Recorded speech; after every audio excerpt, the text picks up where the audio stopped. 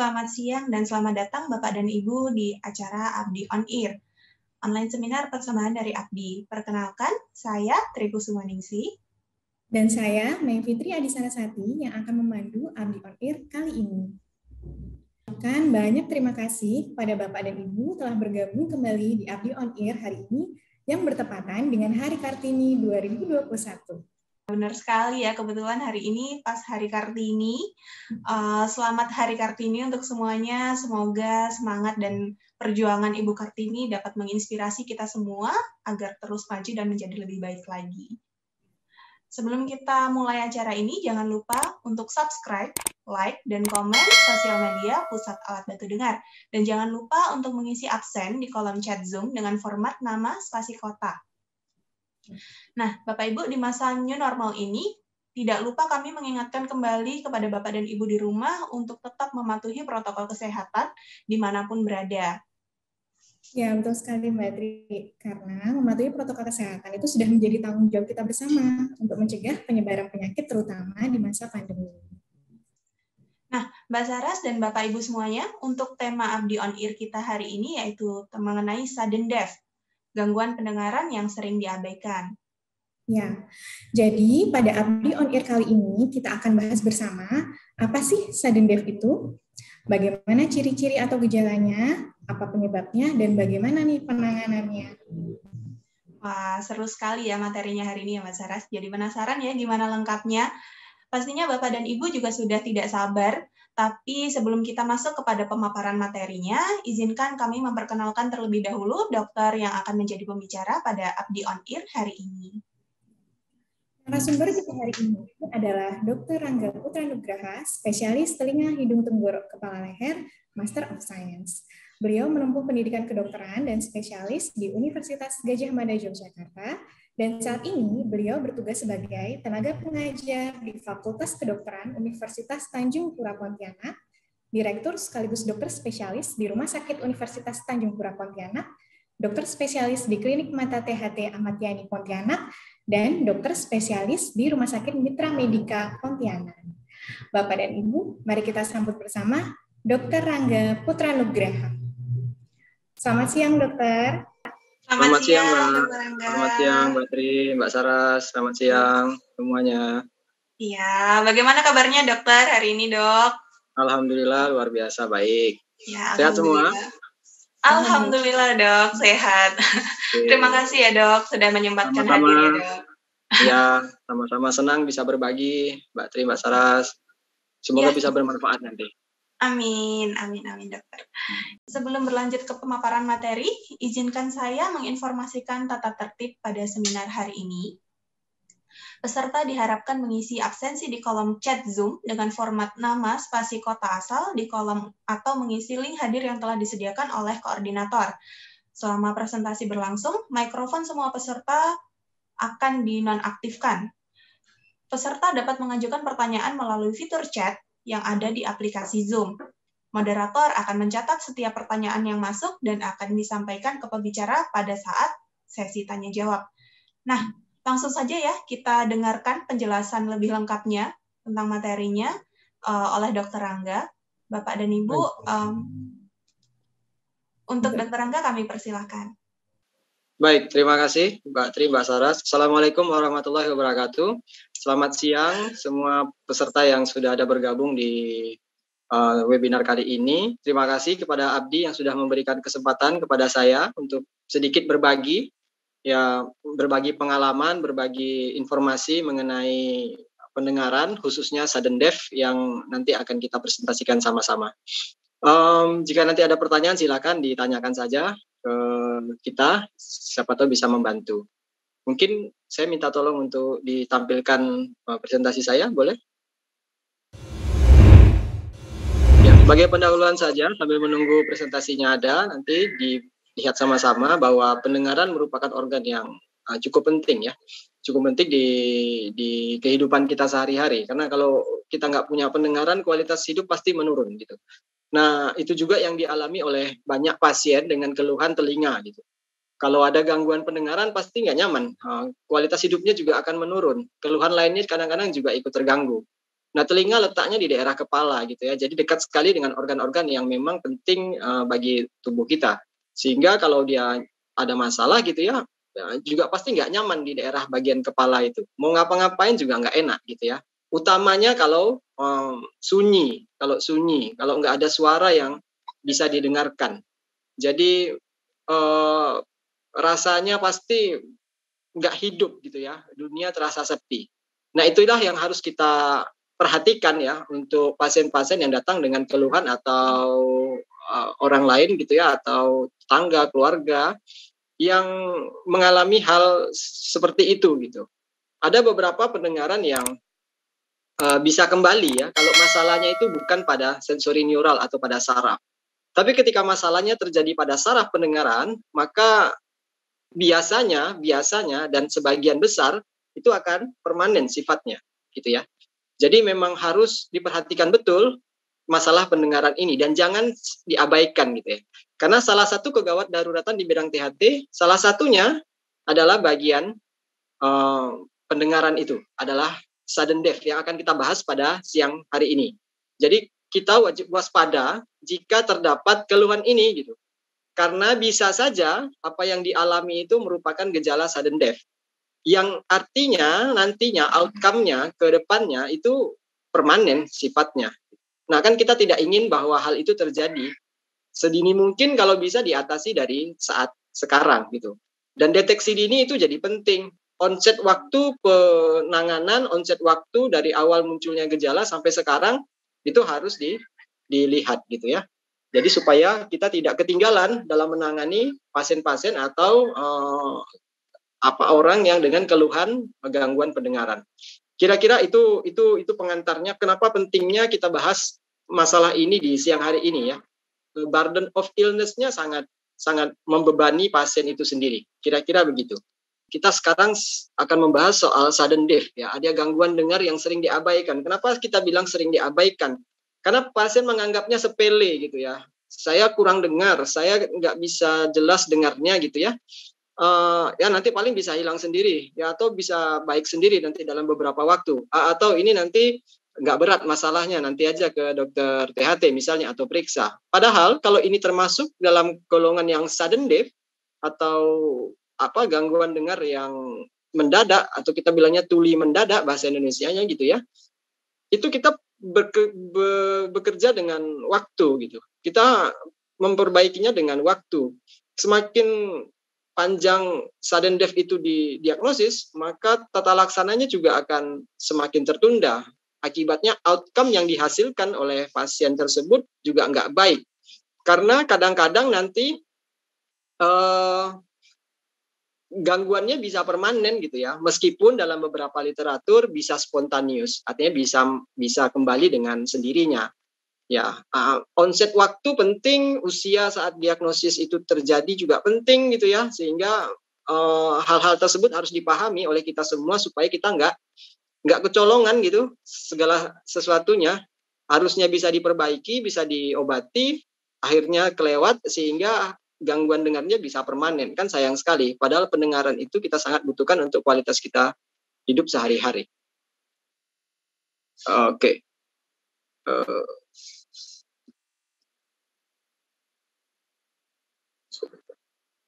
Ya, ini pengantar sedikit. Telinga itu terdiri atas 3 bagian ya, dan proses mendengar juga tergantung atas 3 bagian ini. Yang pertama ada kanalis auditorius externus gitu ya, sebagai liang telinga untuk menerima suara.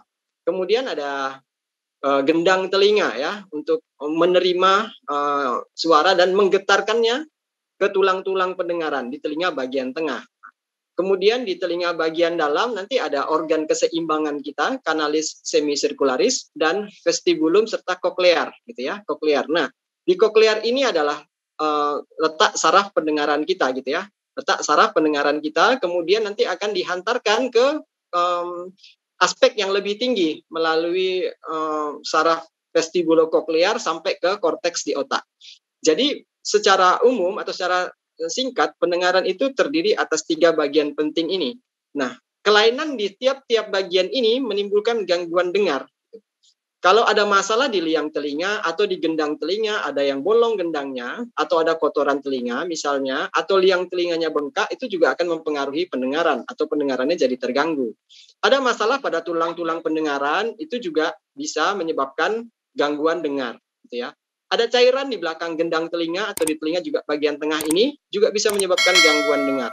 Dan yang lebih dalam lagi, kalau gangguannya pada organ keseimbangan, pada koklear atau telinga bagian dalam kita, maka juga bisa menyebabkan gangguan dengar. Ya. Nah, yang akan kita bahas saat ini adalah yang sensory neural hearing loss. Artinya gangguan dengarnya terjadi pada telinga bagian dalam.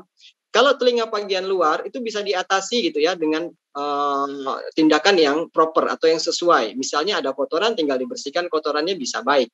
Gendang telinganya bolong misalnya diperbaiki, diobati gitu, baik. Ada infeksi di liang telinga atau telinga bagian luar diperbaiki, pendengarannya bisa kembali. Nah, masalahnya kalau gangguan itu pada telinga bagian dalam sulit kembalinya gitu ya. Ibarat telur gitu ya, ibarat telur kalau sudah pecah untuk mengembalikannya kan tidak akan seperti telur sedia kala gitu. Sehingga pasti ada masalah di situ. Nah, itu yang akan kita hindari dari sudden death ini karena masalahnya ada di telinga bagian dalam itu. Nah, kadang-kadang pasiennya merasa, dok saya ini kurang jelas dengarnya gitu.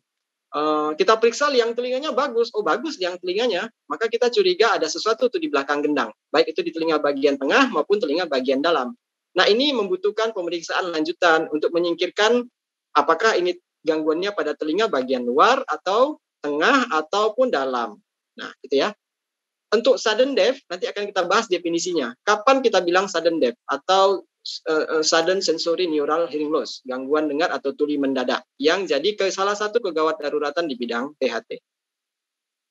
Ya, oke. Ya, ini kalau kita bicara dengan gangguan dengar, hati-hati saja dengan bahasa-bahasa yang awam gitu ya, misalnya tuli gitu.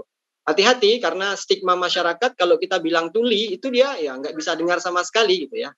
Padahal pasien itu belum tentu tuli, mungkin gangguan dengar saja gitu. Nah, stigmanya itu harus kita hindari kalau kita mau bilang tuli, hati-hati saja gitu ya. Karena nanti ada yang tidak terima dengan mengatakan bahwa saya ini tuli gitu atau dia itu tuli gitu. Padahal mungkin gangguan dengar saja, belum sampai ke tahap ketulian ya. Nah, WHO mendefinisikan gangguan dengar itu artinya berkurangnya kemampuan mendengar sebagian atau seluruhnya unilateral pada satu telinga atau bilateral pada dua telinga. Dengan ambang dengar yang kalau kita cek pemeriksaan lanjutan dengan audiometri lebih dari 26 desibel di frekuensi-frekuensi ini, 500, 1000, 2000 atau 4000 Hz. Nah, kalau tuli artinya hilangnya kemampuan mendengar gitu ya. Hilang sama sekali, bukan berkurang. Yang terjadi bisa unilateral atau bilateral. Dan kalau kita cek di audiometri atau pendengaran itu sangat berat, lebih dari 90 dB di 500, 1000, 2000 dan 4000 Hz. Jadi kita harus bedakan mana ini gangguan dengar, mana ini ketulian, gitu ya. Itu batasannya. Jadi hati-hati saja dengan terminologi ini. Ya, klasifikasi gangguan dengar kita grading lagi itu ada beberapa ya. Yang pertama adalah mild hearing loss. Ini dengan batasan yang berbeda-beda. Nanti mungkin audiens yang lain punya atau pernah membaca batasan yang lain, boleh saja, tidak ada masalah. Karena ada memang beberapa versi untuk klasifikasi gangguan dengar ini. Tapi setidaknya dibagi menjadi mild hearing loss, gitu ya. Gangguan dengar ringan, kemudian gangguan dengar sedang, gangguan dengar berat, ada yang membaginya jadi sedang berat juga, sebelum berat, ada yang profound gitu ya, ada yang deafness, artinya memang benar-benar tuli, tidak dengar sama sekali. Ada juga nanti yang membaginya ringan, sedang berat, berat, sangat berat, atau tuli. Jadi boleh saja pembagiannya gitu ya. Yang jelas memang kalau ada gangguan dengar lebih dari sama dengan 26 dB, kita anggapnya sudah ada gangguan dengar. Gitu. Nah, yang di awal tadi saya sudah katakan di gambar awal bahwa gangguan dengar itu bisa terjadi dari tiap-tiap bagian telinga tadi. Jadi telinga ada 3 bagian, yaitu bagian luar, tengah, dan dalam. Untuk bagian luar, gangguannya atau bagian tengah itu gangguannya adalah gangguan dengar konduksi atau kelainannya pada konduksi penghantaran suara. Kalau sensori neural, gangguannya pada telinga bagian dalam. Nah, tuli campuran atau gangguan dengar campuran itu ada kelainan pada konduksinya dan ada kelainan pada sensorinya. Bagaimana dok kita tahu ada gangguan ini? Ya dengan pemeriksaan fisik, anamnesis, pendengaran fisik dan dengan cek fungsi pendengaran atau audiometri, OAE, BERA dan yang lainnya, gitu ya. Kalau konduksi kelainannya pada telinga bagian luar, bisa dikarenakan adanya tadi kotoran, serumen, telinga bagian tengahnya ada infeksi, telinga bagian luarnya ada infeksi, otitis eksterna diffuse, atau memang ada kelainan pada liang telinganya. Tidak terbentuknya liang telinga, atau stenosis, kecilnya dari liang telinga tersebut. Nah, kelainan telinga bagian, maaf ini bukan dalam, tapi tengah gitu ya, ada otitis media, timpanosklerosis, artinya ada kekakuan pada membran timpani, ada darah di kafum timpani, di hematoid tympanum, atau ada gangguan pada tulang-tulang pendengaran. Nah, yang sensori neural, gangguannya yang akan kita bahas pada siang hari ini yaitu tuli mendadak, sudden sensory neural hearing loss atau sudden deaf, gitu ya, dan penyebab yang lainnya. Oke. Nah, ini gambaran suara, gitu. Kita bisa lihat di sini kalau conversations atau aktivitas berbicara, gitu ya, saling berbicara itu kira-kira desibelnya di angka 50 sampai 60 dB. Sehingga pasien itu mulai mengeluhkan dia kurang jelas pendengaran, itu kita sudah bisa prediksi mungkin gangguan dengarnya sudah di atas 50 atau 60 dB kira-kira. Kadang-kadang keluhan yang dirasakan pasien dengan pendengaran di bawah di antara 26 sampai di antara 50 dB itu biasanya keluhannya hanya berdenging. Dok, ini telinga saya berdenging, berdengung aja gitu. Tapi dia belum menyadari bahwa pendengarannya terganggu. Nah, kalau pendengarannya sudah di atas 60 dB, maka biasanya pasiennya sudah mulai mengeluhkan adanya gangguan dengar. Jadi kalau pasiennya datang, dok, saya ini kalau dengar pembicaraan orang nggak jelas dengarnya gitu. Atau saya kok tiba-tiba orang ngomong kok kurang jelas dengarnya gitu ya. Nah, itu kita bisa prediksi bahwa pendengarannya mungkin di atas 60 dB. Karena pendengaran itu, conversations itu biasanya desibelnya di antara 60 sampai 50, 60, 70 dB. Kira-kira begitu ya. Nah, kira-kira di antara itulah pendengarannya mulai terganggu gitu. Nah, kalau pasien datang tiba-tiba enggak dengar, dok, saya tiba-tiba enggak dengar gini. Telinga saya tiba-tiba tidak dengar. Yang kanan nih misalnya. Berarti kita bisa curiga nih, oh mungkin di atas 60 dB pendengarannya. Ya, sudah mulai ada gangguan di pendengarannya. Oke. Nah, tuli mendadak atau sudden sensory tadi itu pasti mengejutkan dan meresahkan. Karena pasiennya merasa saya ini tiba-tiba tidak dengar loh. Saya ini tiba-tiba kok bangun tidur berdenging saja tidak dengar. Nah, itu meresahkan karena mengganggu kualitas hidupnya. Sunyi, jadinya sunyi gitu ya. Nah, inilah alasan pasien banyak datang ke IGD atau datang ke dokter. Tapi kadang-kadang ini diabaikan gitu. Diabaikan, nanti paling bisa hilang sendiri sih. Nanti lihat 2-3 hari bisa hilang sendiri. Padahal yang kita ketahui dengan sudden sensory, kita butuh waktu sedini mungkin untuk menghasilkan outcome sebaik mungkin. Kira-kira itu. Nah, inilah yang menyebabkan pasien itu datang ke dokter untuk periksa. Ya, ada yang merasa 2 hari atau 3 hari ini ada gangguan dengarnya. Dia baru datang gitu ya. Kalau yang lebih baik mungkin saat itu ada gangguan dengar dia akan datang gitu karena meresahkan, tidak nyaman gitu. Nah, pendengaran yang hilang terjadi yang hilang terjadi secara tiba-tiba, cepat gitu ya, bukan dia pelan-pelan hilangnya, tidak ya. Terjadi secara tiba-tiba gitu, cepat gitu. Itu salah satu kegawat daruratan di bidang THT. Karena apa tadi? Karena outcome yang dihasilkan bisa permanen, dapat permanen. Sehingga pendengaran yang terjadi sekarang itu, gangguan dengarnya bisa terjadi sampai seumur hidupnya gitu. Kalau kita bisa obati dalam waktu yang relatif cepat, maka pendengaran yang awalnya tadi itu jauh bisa kembali dengan normal gitu. Nah, itulah pentingnya kita mengetahui hal ini secara dini gitu. Supaya tidak terjadi penurunan kualitas hidup bagi pasiennya. Bayangkan kalau salah satu dengar yang biasanya mendengar, sekarang dia tidak dengar, bagaimana rasanya? Kan pasti nggak nyaman. Satu telinga, bayangkan kalau terjadi 2 telinga, sunyi hidupnya gitu ya, sehingga pasti penurunan kualitasnya sangat kerasa sekali. Nah, inilah yang harus kita waspadai hal-hal seperti ini, sehingga disarankan jika memang ada terjadi gangguan pendengaran yang terjadi secara tiba-tiba gitu, segeralah periksa gitu, supaya kita bisa mengekskludkan, bisa mengeluarkan, bisa memilah-milih apa masalahnya, apakah benar ini suatu sudden sensory neural atau masalah yang lain. Oke, nah definisinya apa sih? Definisinya adalah gangguan dengar yang terjadi secara tiba-tiba di mana kalau kita ukur pendengarannya itu di atas 30 dB atau kehilangan pendengaran 30 dB pada lebih dari 3 frekuensi audiometri. Jadi kalau kita rekam pendengaran audiometri, itu ada beberapa frekuensi yang kita rekam. Ya. Idealnya atau biasanya di frekuensi 250, 500, 1000, 2000, 4000, 8000.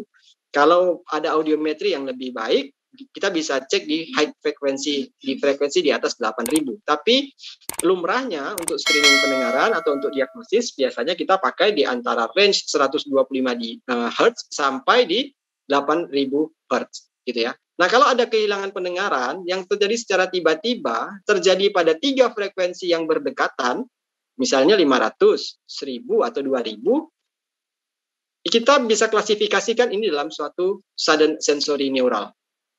Ya, apalagi kalau diperkuat dari anamnesisnya bahwa kejadiannya kurang dari 3 hari, baru ini kejadiannya, bukan terjadi yang sudah lama, baru secara tiba-tiba mendadak gitu ya. Nah, kita bisa kategorikan sebagai sudden sensory, bukan yang gradual, beda ya. Kalau kita bilang yang gradual, kalau gradual itu penurunan pendengarannya terjadi perlahan-lahan. Biasanya pada orang tua gitu ya, mulai penurunan, tapi masih dengar, tapi sudah nggak bagus kualitasnya, tapi masih dengar. Kalau sudden sensory, tiba-tiba nggak dengar, gitu. Tiba-tiba nggak dengar. Yang terjadi dalam 3 hari atau 72 jam awal onset itu terjadi. Nah, paling baik diobati ya saat 72 jam itu, gitu. Meskipun beberapa research atau penelitian, sampai 2 minggu itu adalah masa pengobatannya. Kita masih punya waktu sekitar 2 minggu untuk pengobatannya. Tapi outcome yang lebih baik kalau kita bisa diagnosis di awal dan diterapi di awal sehingga outcome-nya bisa jauh lebih baik. Gitu. Itu kira-kira definisinya. Ya. Jadi kalau ada yang mengalami gangguan pendengaran tiba-tiba, dalam hal ini terjadi dalam kurang dari 72 jam, dan kalau kita rekam pendengarannya ada di 3 frekuensi yang berdekatan, maka kita bisa klasifikasikan ke sudden sensory neural hearing loss. Ya. Sorry. Ya, ini. Apa sih yang menyebabkan hal itu terjadi, Dok? Macam-macam ya.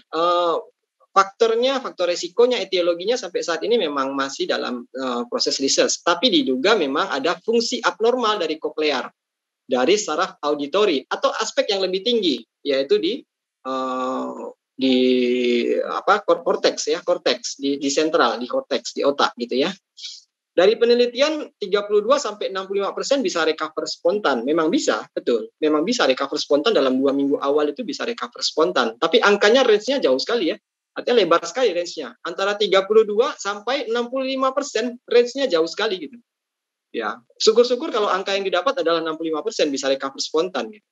Kalau ternyata 32% ya berarti dari 10 orang mungkin hanya 3 orang yang bisa kembali spontan. Sisanya akan permanen gangguan dengarnya. Nah, itulah yang tidak kita inginkan. Kalau bisa ada penata laksanaan awal yang kita lakukan.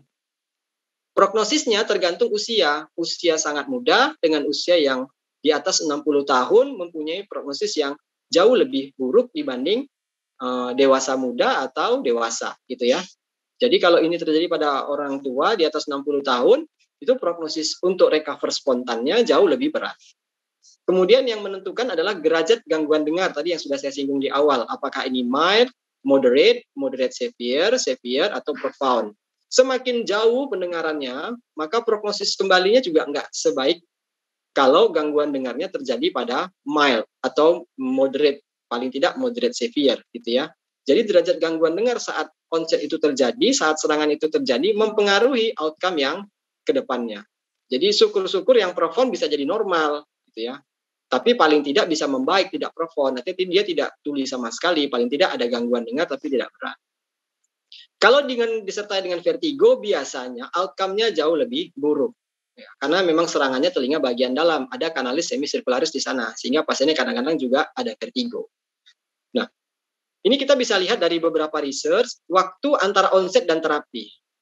Kalau dalam beberapa hari sampai 2 minggu gitu ya, itu recovery spontan ataupun recovery-nya dengan bantuan obat-obatan, pasiennya bisa membaik 87%. Jika baru dalam 2 minggu diobati, 52%, artinya 50-50. Diobati ada yang bisa baik, ada juga yang tidak bisa baik. Ya, angka 52% itu artinya 50-50 loh ya. Artinya pasiennya datang, Dok, bisa baik nggak? Ini 50-50 artinya. Kalau udah lebih dari 2 minggu, ya bisa baik, bisa tidak gitu. Tapi kalau di awal onsetnya muncul, apalagi di 3 hari awal itu bisa kita obati atau bisa dideteksi dan faktor risikonya bisa dikontrol, maka kita bisa mendapatkan outcome yang jauh lebih baik. Ya, kalau lebih dari 3 bulan gitu baru pengobatan misalnya diabaikan, ya udah dianggap biasa aja, mungkin nggak terlalu mengganggu gitu.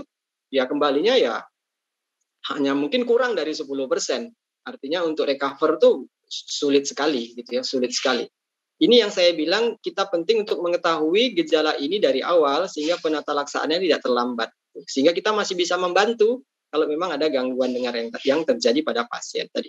Meskipun beberapa faktor risiko juga ikut mempengaruhi faktor risiko ini gitu ya. Mempengaruhi prognosis ini. Contoh misalnya pasien dengan diabetes mellitus, hipertensi, gangguan vaskular misalnya, itu juga mempengaruhi outcome yang terjadi. Semakin itu tidak terkontrol dengan baik, maka outcome-nya juga nggak semakin baik gitu ya. Semakin itu bisa terkontrol dengan baik, maka outcome-nya juga bisa lebih baik. Oke. Nah, ini terminologi yang tadi sudah saya sampaikan, jadi kita harus bedakan ini terminologinya di mana. Sudden hearing loss itu rapid onset, atau terjadinya mendadak tadi ya, bisa kurang dari 3 hari atau 72 jam tadi. Tipenya bisa sensory neural hearing loss, ya, gangguannya pada telinga bagian dalam, pada koklear, atau gangguannya pada konduksi telinga bagian luar dan telinga bagian tengah, atau mix luar tengah dalam ada masalahnya, atau yang kita kenal sekarang atau yang akan kita bahas tadi, yang sudah kita bahas adalah sudden sensory neural hearing loss. Jadi gangguannya tiba-tiba terjadi tanpa sebab yang jelas, tidak ada trauma, tidak ada infeksi sebelumnya, tidak ada faktor risiko yang mendukung terjadinya gangguan dengar, 72 jam, dan kalau diukur lebih dari 30 desibel pada 3 frekuensi yang berdekatan. Idiopathic sudden sensory neural hearing loss artinya tidak diketahui penyebabnya. Nah, masalahnya memang sudden sensory neural hearing loss 90% idiopatik. Kita nggak tahu etiologinya atau penyebabnya itu apa gitu. Paling beberapa faktor risiko mendukung terjadinya. Tapi untuk penyebabnya kita nggak bisa tahu gitu ya. Diduga memang ada beberapa infeksi viral, virus. Ada juga yang gangguan pada vaskular gitu ya, autoimun bisa juga gitu ya. Tapi 90% adalah idiopatik. Pada pasien-pasien yang nggak ada infeksi, nggak ada gangguan dengar, nggak ada gangguan pada autoimun gitu ya. Nggak ada faktor risiko tertentu, tapi dia tiba-tiba gangguan dengar saja atau sudden sensory neural hearing loss, itu kita kategorikan sebagai suatu yang idiopatik. Idiopatik sudden sensory neural hearing loss. Inilah yang memang paling sering terjadi. Etiologinya tadi saya bilang 90% sulit diketahui atau idiopatik. Hanya 10% yang diketahui penyebabnya, yaitu tadi mungkin infeksi viral, kelainan vaskular, ruptur membran intrakoklear, autoimun, beberapa penyakit autoimun juga bisa menyebabkan sudden sensory neural hearing loss. Tapi itu hanya 10%, 90%-nya nggak tahu gitu ya, dan tidak mempunyai faktor risiko tertentu. Rata-rata usia muncul 50-60 tahun, padahal outcome di atas 60 tahun itu tidak terlalu baik dibandingkan kalau kita menderita atau orang tersebut menderita di usia di bawah 60 tahun. Tidak ada preferensi pada jenis kelamin, artinya kejadian pada laki-laki dan perempuan sama besarnya. Jadi kemungkinan laki-laki ataupun kemungkinan perempuan untuk menderita penyakit ini sama persis gitu ya. Lebih banyak unilateral pada satu telinga. Telinga mana ya bebas aja, mau kanan mau kiri nggak ada preferensinya. Ya bisa kanan bisa kiri, tapi biasanya unilateral. Jarang sekali dia bilateral, ya jarang sekali. Kalaupun kena yang bilateral berarti ini gangguan yang cukup rare, cukup jarang. Beberapa pernah dilaporkan, tapi jarang sekali. Seringnya adalah unilateral. Jadi kalau kita menderita gangguan dengar yang terjadi secara tiba-tiba, mendadak kurang dalam 3 hari gitu ya, dan terjadi pada satu telinga, maka kita bisa kategorikan sebagai sudden sensory. Dan dibuktikan dengan audiometrinya tipe yang sensory neural hearing loss pada 3 frekuensi yang berdekatan. Nah, diagnosisnya dengan anamnesis tadi ya khas sekali, keluhan pasien itu khas sekali. Gangguan dengar tiba-tiba, tidak ada penyebabnya apapun, tiba-tiba